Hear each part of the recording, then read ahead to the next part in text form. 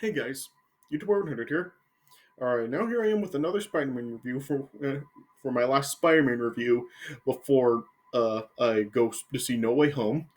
And so this is going to be a review for, of course, Spider-Man Into the Spider-Verse.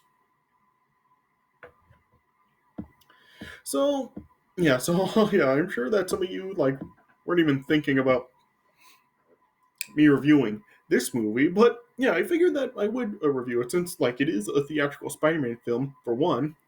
And plus, this is basically the film that pretty much did is well, we have to give credit for pretty much inspiring if the rumors for No Way Home are really true.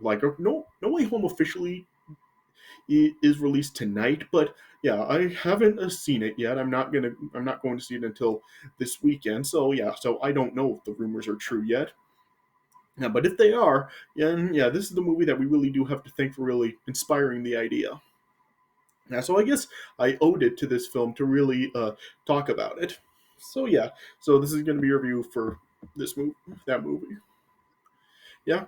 So I remember when the trailers for this movie came out, people were really kind of skeptical about it. Like some people were really looking forward to it, and some people really did not really want to see it because by the look of the trailers, it just seemed like this movie was just seemed like it was going to be really silly and stupid to some people.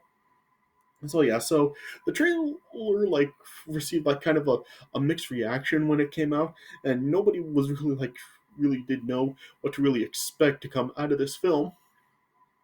Yeah, but yeah, when people went to see this film, just they absolutely loved it. I mean, yeah, this is one of the best received Spider-Man movies of all time. Like on Rotten Tomatoes, it has a score of 97% on the tomato meter and a 93% audience score. So yeah, so this film was just so well received from everybody.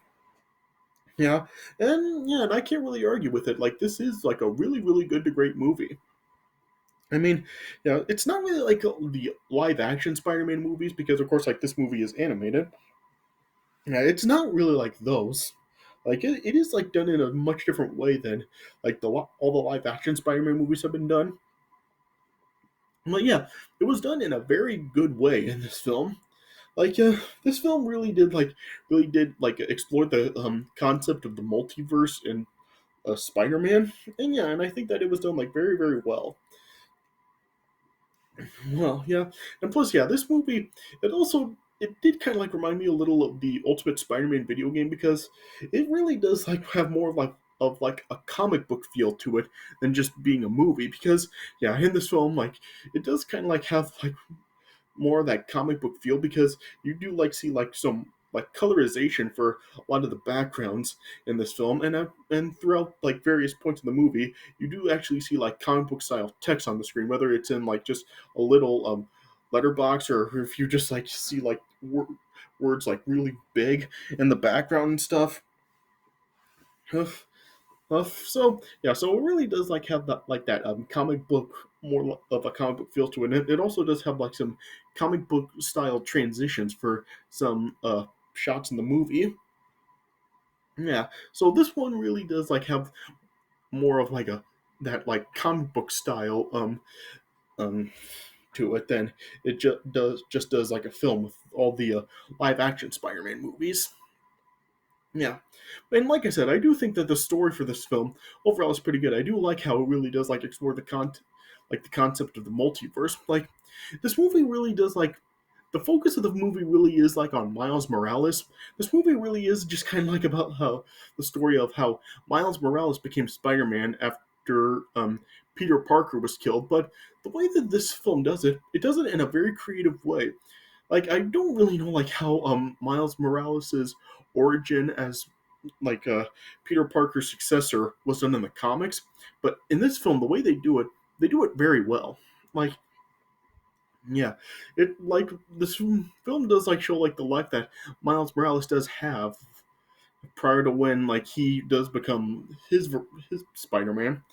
Then yeah, and then we do see that he does eventually get bit by a spider like Peter Parker, and he does gain all the spider powers. Yeah, and then he eventually does come across Spider Man, and like Peter Parker's Spider-Man. Yeah, but yeah, Peter Parker ends up like getting killed in a fight with the Kingpin, and yeah, and with Miles Morales just like feeling like a very guilt-ridden over Spider-Man's death.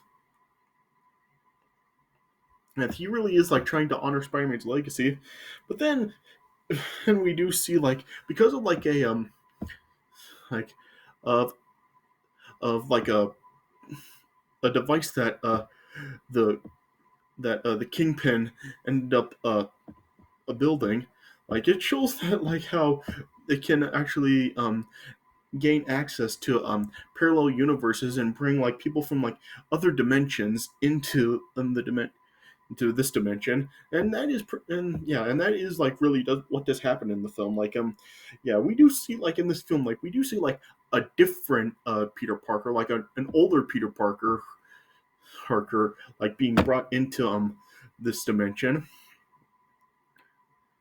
yeah, and it is like interesting to kind of like see like a different sort of variation of Peter Parker, not where it's not like just like the he's the young guy that's like fighting crime as Spider-Man. Like here, like in this film, like the older Peter Parker from the different dimension that comes into Miles's dimension, like he is still like Spider-Man, but it does show like is like he is having like a different lifestyle than he did when like he was like young, because it shows like in this film how like the older Peter Parker that comes through the into this dimension, it shows like how he's just like older and worn down. It just shows like he's kind of like going through his midlife crisis, because it shows that he has like he's had problems with Mary Jane, and he lost Aunt May and all this stuff. Yeah, and then yeah, and then later on we do see like how there are more Spider-Man from alternate dimensions that have been brought in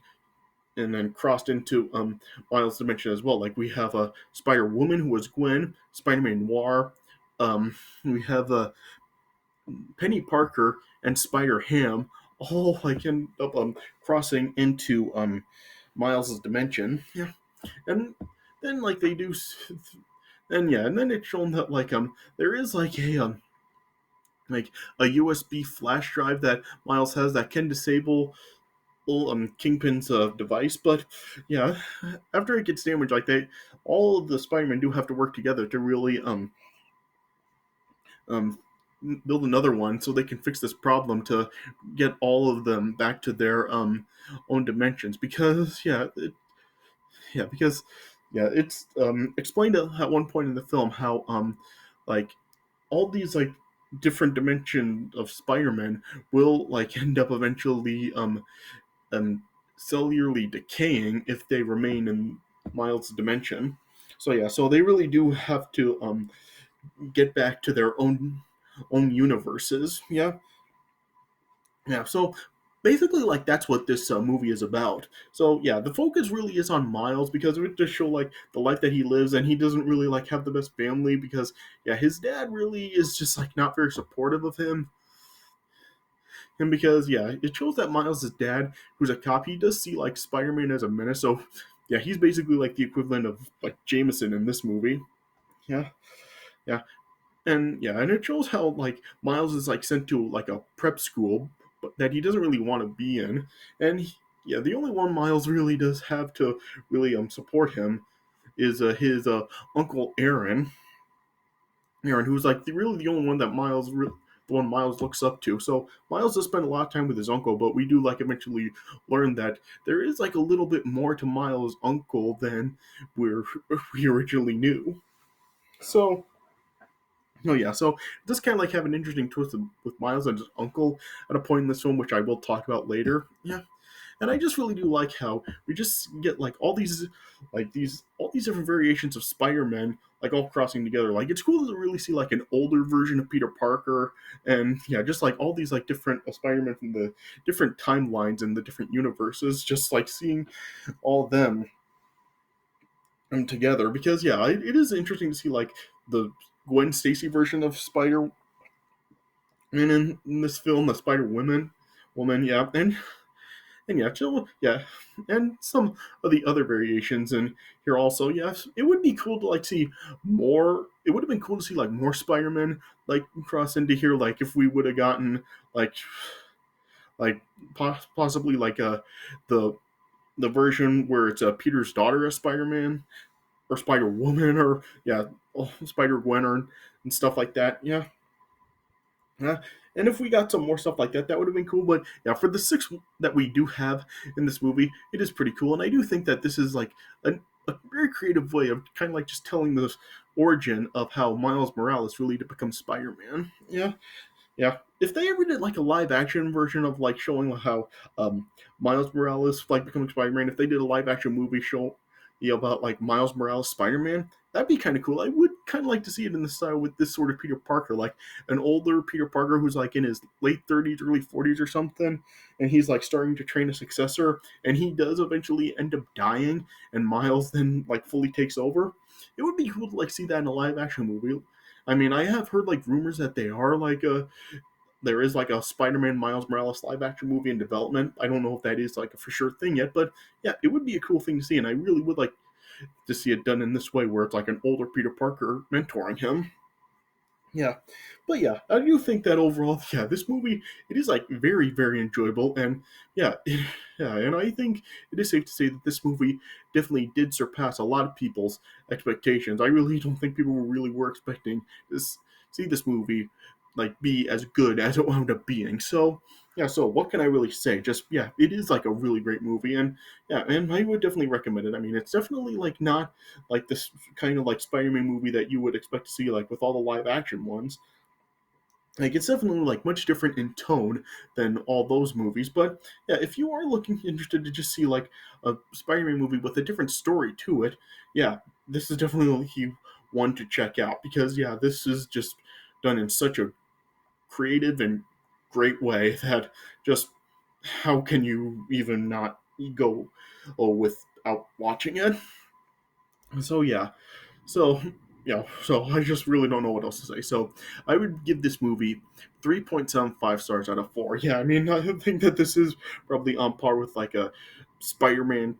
It's up there with like Spider-Man 2 and the MCU Spider-Man movies. So yeah, definitely in the upper tier of Spider-Man movies. All right, so yeah, all right, so yeah, so I guess I'll just get started talking about the premise of the movie. So as it starts off, it does like show how Peter is just like explaining who he is, and we just see like clips done in like a comic book style with Spider-Man, and it even like references some moments from the Raimi movies with like him like dancing in Spider-Man 3, and when he like saved Mary Jane from the car Doc Ock through in Spider-Man 2 when they were in like the coffee shop or whatever. Yeah, so it did reference some stuff like that. Yeah, then we see how Miles Morales is not like living to the expectations of his father. Yeah, and then it shows how Miles is like starting at a prep school. Yeah, and it shows like when his dad does like first drop him off, he embarrasses Miles in front of other students. Yeah, and it shows how like just Miles really does not want to be there, and he is really just trying to get kicked out. Yeah, and eventually he does end up visiting his uncle Aaron. Yeah, and then Uncle Aaron then is like takes took Miles to like an abandoned subway station to paint graffiti.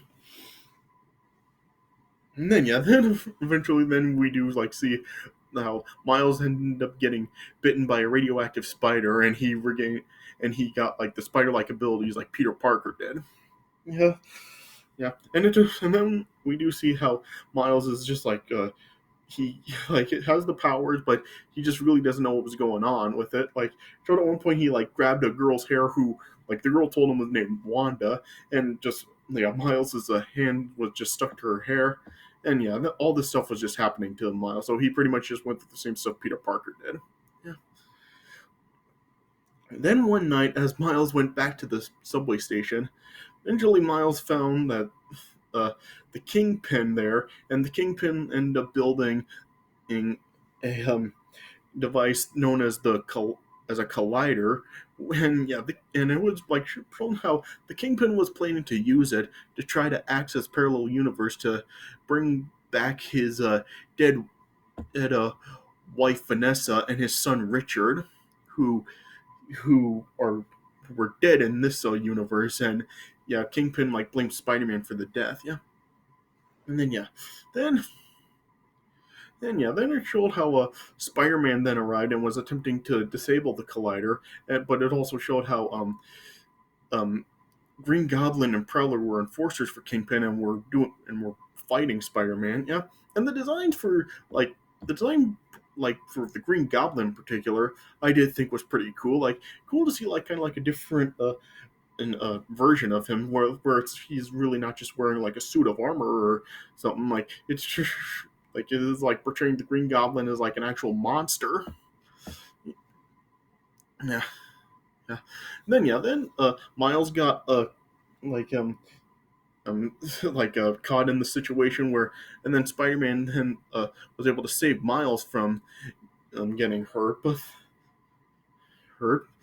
Yeah, and then he was just just telling Miles that like because they did see like they had like the same powers, and he just like saw knew that Miles really was like another him, and he just like told Miles to just yeah, he was just saying like stuff to Miles just to know how to use his powers and all that stuff. Yeah, and then as the Green Goblin was continuing to fight with Spider-Man, eventually Spider-Man ended up getting shoved into the collider, and it ended up causing an explosion where Green Goblin was killed and Spider-Man was like severely injured.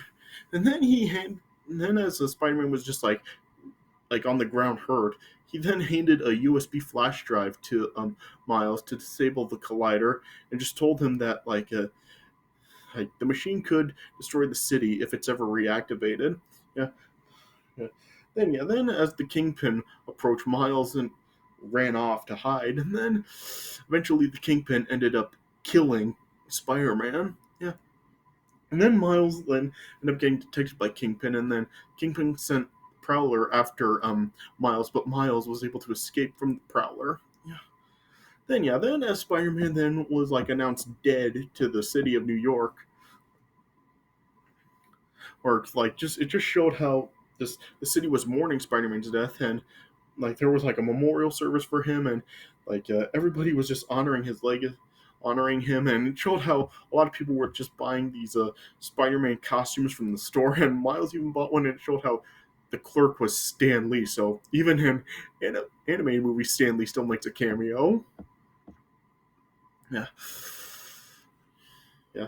Then you showed how Miles wearing that Spider-Man costume was like trying to become the new superhero, but as he was like trying to get the hang of his powers, he ended up like damaging the USB drive at one point. Then, as Miles was visiting Peter Parker's grave, then he then like saw there was an older Peter Parker than and uh, and in this like behind him. Yeah, then like I said like this Peter Parker was explaining who he was, like we saw like the story with him, and he was just saying how like he's like not really having the best life right now because he's just been going through a lot of problems. Like I said, like his relationship with Mary Jane wasn't doing very well, and he ended up leaving Mary Jane, and Aunt May's now dead, and all this stuff. So, like I said, he's pretty much like going through his midlife crisis here. Yeah, and then yeah, Miles was just like trying to tell this older Peter about like the promise that he made to like the Peter from his dimension, and yeah, and then he was just like pretty much just telling Miles that promises really don't mean anything.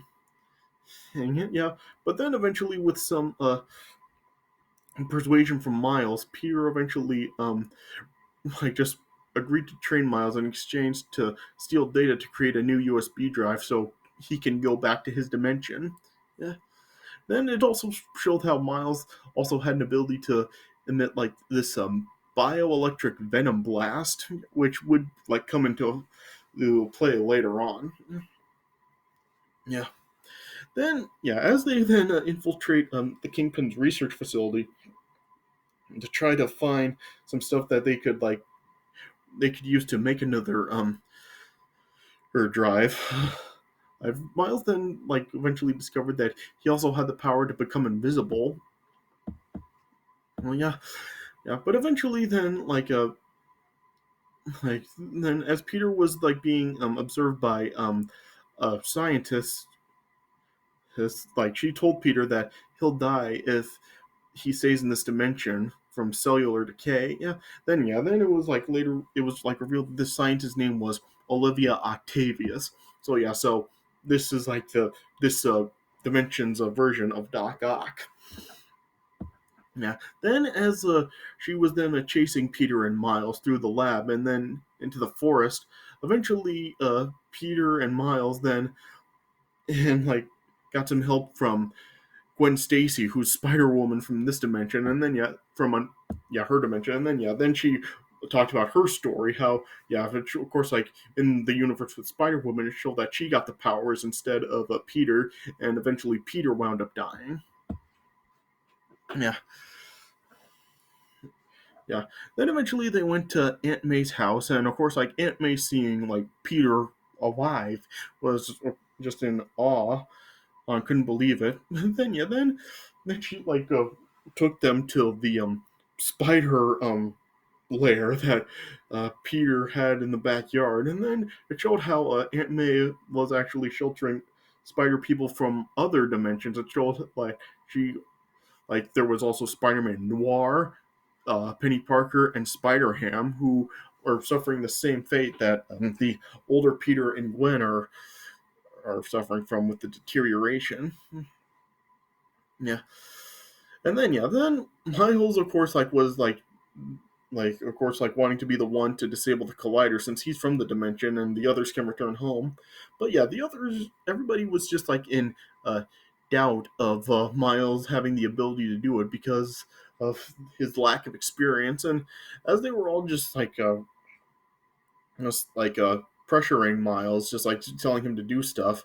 Eventually, Miles just couldn't take it anymore, and he just became so upset that he just left and went to his Uncle Aaron's. Yeah, but then as Miles went there, he saw that his Uncle Aaron wasn't home. But then he saw then the Prowler then arriving at the home, and then it was revealed that Miles' Uncle Aaron was the Prowler. Yeah, and Miles being in just absolute disbelief of that, then he went back to May's house where the others were, and then after when they completed the new drive, Miles was just trying to explain to all of them how his uncle is the Prowler. Yeah, but then Kingpin, Prowler, Doc Ock, Scorpion, and Tombstone then and followed Miles to the house, and then a brawl ensued between them and all the spider people. And well, yeah. Then eventually, as as the Prowler was going after Miles, eventually, Prowler ended up capturing Miles, but then Miles unmasked himself, showing to his Uncle Aaron that it was him, and then of course Uncle Aaron was just in disbelief of that it was Miles, and so he couldn't bring himself to killing Miles, so he spared it. But Kingpin wasn't having any of that, and Kingpin fatally shot Aaron, and then then Miles, of course, just was just very distraught about his uncle dying, and so then and he then just fled from Kingpin with Uncle Aaron with some help from Peter. Yeah, and then when they got away, Uncle Aaron on his dying breath just told Miles to keep going, and then Miles' dad then arrived on the scene, and then just seeing just what appeared to be Spider-Man with Uncle Aaron, that gave Miles' dad the conclusion that Spider-Man killed Aaron. Then Miles went back to his dorm at school, who just very upset about what happened, and then the other or spider people then and followed Miles over, and then they were just explaining to him how they understand and how it feels, how Miles does feel, because they all went through the same thing. Peter, of course, with Uncle Ben, Noir with his Uncle Benjamin, Gwen with Peter, and Penny with her father. Yeah, and yeah, then Spider Ham was just telling Miles that the hardest part of the job is that they can't save everybody. Yeah, but then Peter then and the others then just decided that they will have to deactivate the collider, and since Miles they didn't feel was ready, Peter decided that he would make the sacrifice to stay behind so everybody else could go home. Um, since Miles like just didn't know how to control his powers. Yeah. So then Peter then just led Miles to a chair to ensure his safety. Yeah. But then Miles' dad arrived outside Miles' door, he and then he saw Miles' shadow from the bottom of the door, but with Miles not entering the door, he assumed his, that Miles didn't want to talk to him. But yeah, Miles' dad then was just like apologizing for the mistakes that he made. Yeah.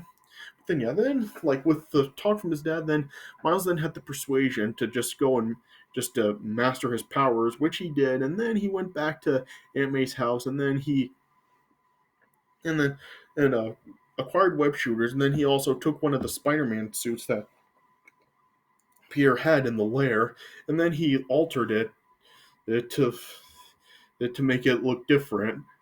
Like he altered it like to give it different colors and everything, and so then and as the other Spider people then arrived at Kingpin's facility to to go back home and destroy the collider. Here, as they were doing battle with the enemies, then Miles then appeared wearing the famous Miles Morales Spider-Man suit with the black and red head. Yeah, and Miles helped them all uh, defeat the villains, and after they defeated all the enforcers, then Miles then used the USB drive to just send all of the spider people back to their dimensions, and then yeah. So first, of course, Penny, Noir, Spider Ham, and Gwen all went. But when it came time to Peter, first like Kingpin went after both of them. But then, as Peter wanted to stay to help Miles fight, Miles just assured Peter that he had to go home. So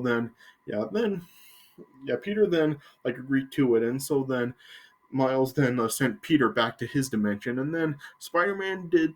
Well, yeah. Then Miles then did battle with the Kingpin, and then as Kingpin and Miles were fighting, like of course, like Kingpin was like overpowering Miles a lot, but then it showed Miles's dad then looking on, and when Miles seeing that his dad was watching, and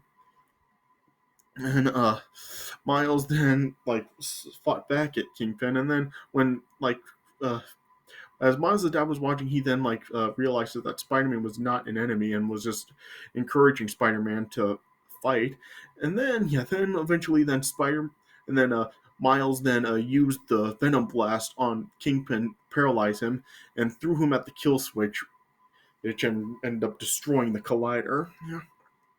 And so then Miles' dad then saw how Spider-Man now was a hero, and it showed how Miles in his Spider-Man suit going up to his dad and was just like thanking his dad for his help. Of course, like Miles' dad didn't know that Miles was this Spider-Man. Yeah, and then he hugged his dad. Yeah. Yeah, and then it just showed how Kingpin was now restrained in a big web. Yeah, and then Kingpin and all the enforcers were arrested. And yeah, and then the movie then just ended with how Miles was now embracing the responsibilities of his life now as Spider-Man and just saying who he was. Yeah, then it also like showed how the other Spider people all are now living in their own dimensions, and it showed how this older Peter was now fixing his relationship with Mary Jane. Yeah, and then it just ended by showing how as Miles was just like in his room, it showed how Gwen was able to actually have a way to contact a Miles across dimensions, and we just like see like this this like a pink portal over Miles, and then the movie then cut to credits. Yeah, so of course like this is leading to like a sequel where yeah we a trailer for this for like this uh the sequel to this movie just came out recently. This is like titled "The Spider-Man Across the Spider-Verse Part One." So yeah, so I guess like this the sequel is like split into two parts. So yeah, so we have more coming from like this Spider Verse stuff. Yeah, like this animated stuff. Yeah, but yeah. Then after the credits, then it showed how like in another dimension, showed like a Spider-Man 29 like also being given like a device to cross dimensions, and it showed how he went back to 1967 and was arguing with like the Spider-Man like from the 1967 cartoon. So yeah, that was kind of funny to see like them like him actually going back to the old cartoon like that. Yeah, and of course like in this like a this sequel across the Spider Verse, Spider-Man 2099 is actually going to be in there. So yeah, so it is cool that now we're going to get to see some Spider-Man 2099 in the next film. So yeah, so I'm not really like sure like if we'll get any other new Spider-Man in this next movie, or if like some of the others will return that were in this movie. Yeah, I guess we'll just have to see what goes on. But yeah, this was like definitely like a really great movie. Just yeah, I think it definitely surpassed a lot of people's expectations, and just a very creative way to tell the origin of Miles Morales as Spider-Man. So what else can I really say about it? It's just a really, really great movie, and yeah, definitely worth a watch. Yeah, and something else that I do kind of ask about it is this also is this film and just like this series really going to play any part in like this multiverse story for No Way Home? Because of course, like back in like in the first Venom movie, like the post credit scene for the first Venom movie showed like a clip from this movie. So, and since now that with the post credit scene for Let There Be Carnage showed how Eddie ended up getting like transported to like the Tom Holland Spider-Man universe. Like, I mean, is it hinting that possibly maybe like this movie is also playing a part in the multiverse storyline for like like a No Way Home? I really don't know. I mean, yeah, like I said, I'm not going to see No Way Home until this weekend, so I don't know if like there will be any answers to this. So just please no spoilers for No Way Home. I'm really want to wait until I do see it yet to know what happens. So yeah, but I guess we're just gonna have to wait and see what that if there's anything like tying into this film for No Way Home. All right, but but yeah. Anyway, like I said, this is just like a really really great movie and definitely in the upper tier of Spider-Man movies. All right, so like I said, 3.75 stars out of 4.